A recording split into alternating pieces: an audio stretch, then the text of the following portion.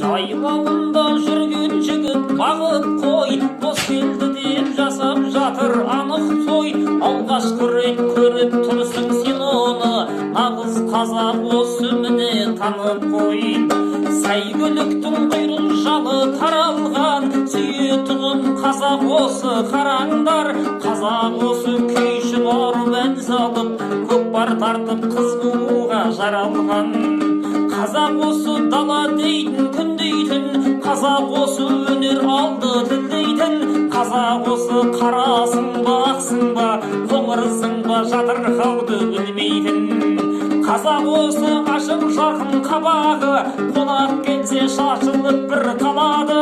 Байқата тұр саған дауыл келгенде, ат мінгізіп жібек шапан жабады.